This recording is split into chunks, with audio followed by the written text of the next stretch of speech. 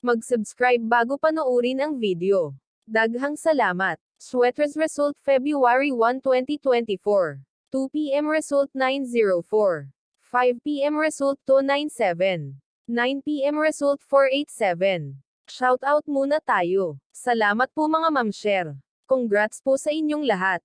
Ito na po ang best angle para sa February 2, 2024. 2 p.m., 5 p.m., at 9 p.m. Result angle ngayon 024789. Messing number 1356. Best and pairing number para sa February 2, 2024. Probables combination. Best padakit guide and combo. Best 2 angle. Best 2 angle. Least number. Best doble angle. Best doubly combo. Special number. Maintain 3 days. Hearing and best combination. PM. Hope to win po tayong lahat. Congrats sa mga mananalo bukas. Sa mga hindi pa nananalo PM na po kayo. Good luck. Alamin ang iyong mga zodiac sign. At mga maswerteng numero ayon sa inyong buwan ng kapanganakan. Taurus, April 21 hanggang May 20. Umasa na magiging masagana ang bagong taon. Makararanas ng pagsubok pero magbibigay naman ito ng significant rewards. Huwag magmadali sa anumang gagawin. Pag-isipan palaging mabuti. Kailang mag-effort para higit mapagtibay ang relasyon sa pamilya. Posible ang pagbubukas ng negosyo o di kaya naman ay pagpasok sa universidad. Kung may sinusunod na health discipline ituloy ito ay tiyak na magiging matagumpay ka sa iyong health goals. May isyong dapat tugunan hinggil sa usapin ng relasyon. Hindi malayong makapag-isip ng trip sa abroad. Mga lakas, maaasahan, pasyente, praktikal, tapat, may pananagutan, matatag. Mga kahinaan, matigas ang ulo, may posibilidad, hindi kompromiso. Nagustuhan ni Taurus, paghahardin, pagluluto, musika, romansa, mataas na marka ng damit, paggawa sa mga kamay. Hindi gusto ni Taurus, bigla ang mga pagbabago, komplikasyon, kawalan ng kapanatagan ng anumang uri, gawa ng tao na tela.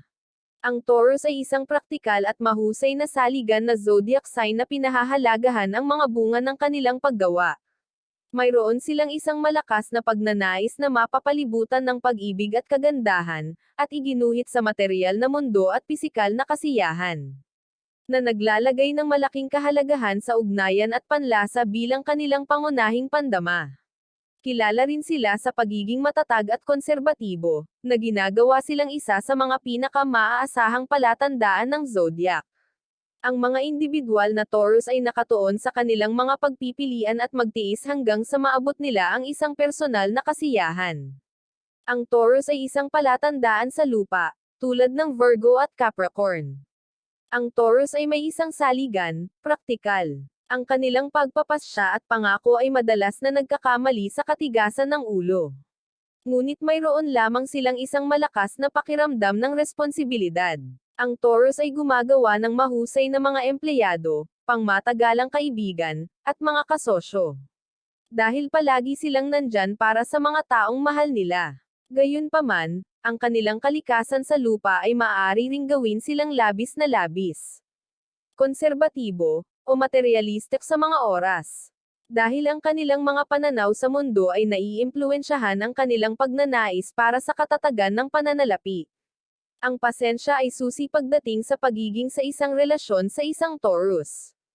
Ang mga ito ay sobrang sensual at halaga ng pagpindot, amoy, at lahat ng nakalulugod na pandama. Ngunit kailangan din nila ng oras upang lumikha ng isang ligtas na kapaligiran at magpahinga sa panahon ng sexual na pagtatagpo. Kapag nagkakaroon sila ng sapat na pagpapalagayang loob sa isang mahal sa buhay, maaari silang maging medyo clingy at nangangailangan sa praktikal na pangangatuwiran habang yakapin ang pagbabago at mga inisyatibo ng kanilang kapareha. Mga kaibigan, ang mga individual na Taurus ay matapat at laging handang magpapalawak ng isang kamay ng pagkakaibigan. Kahit na maaaring una silang isara sa panlabas na mundo hanggang sa magtayo sila ng tiwala sa mga bagong kontak sa lipunan. Marami sa kanilang mga pagkakaibigan ang nagsisimula sa pagkabata at may posibilidad na tumagal ng isang buhay. Kapag nagtatag sila ng isang malinaw, matalik na koneksyon sa ibang tao. Gagawin nila ang lahat sa kanilang kapangyarihan upang mapangalagaan ang relasyon at gawin itong gumana. Kahit na sa mga mahirap na oras. Pamilya ang tahanan at pamilya ay pinakamahalaga sa mga individual na Taurus. Gustong-gusto nila ang paggugol ng oras sa mga mahal sa buhay. Kabilang ang mga bata, at iginagalang ang mga gawain sa pamilya, kaugalian, at tradisyon. Masisiyahan sila sa pag-host ng mga pagtitipon para sa parehong pamilya at mga kaibigan. Ang mga individual na Taurus ay nagmamahal sa mga kaganapan sa pamilya at naruroon para sa bawat okasyon. Ang mga individual na Taurus ay kilala sa kanilang pag-ibig ng pera at ang kanilang pagpayag na magsikap upang kumita ito. Ang mga ito ay maaasahan, masipag, pasyente, at masusing sa parehong mga tungkulin ng empleyado at pamumuno.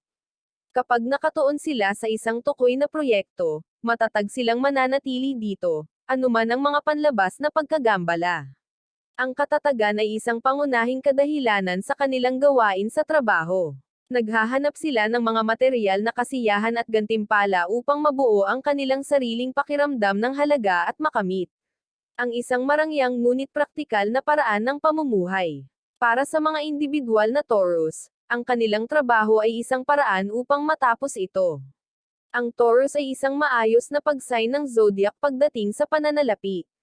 At inuuna nila ang pagbabayad ng lahat ng kanilang mga bayarin sa oras.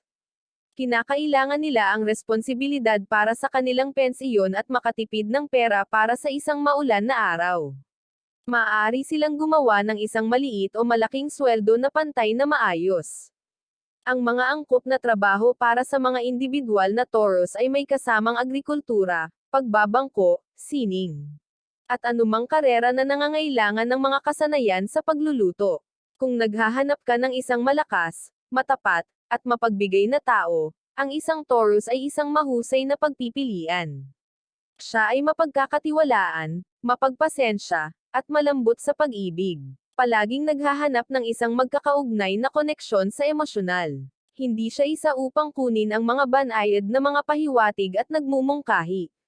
Nahitsura mula sa mga lamandi sa kanya at maaaring medyo mabagal na tumugon. Ang isang Taurus na tao ay nangangailangan ng oras upang makabuo ng tiwala. At ang sinumang naghahanap ng kanyang puso ay dapat maging handa na maglaan ng oras upang kumita ito. Bilang isang tao na may kaunting mga salita, ang isang masarap na pagkain na niluto sa bahay ay palaging isang ligtas na mapagpipilian. Pati na rin ang pagpili ng isang komportable at maginhawang lugar kaysa sa isang tanyag o nakaistilong lugar. Bihira siyang naglalagay ng presyon sa kanyang kapareha at tinatamasa ito bilang isang karanasan na mainam sa halip na gusto. Ang isang aspeto ng kanyang nakapirming at static na karakter ay ang potensyal na kawalan ng kakayahan na magpatawad sa pagkakanulo. Kailangan niyang makaramdam ng tunay na ligtas upang makayanan ang isang kasosyo para sa pangmatagalang.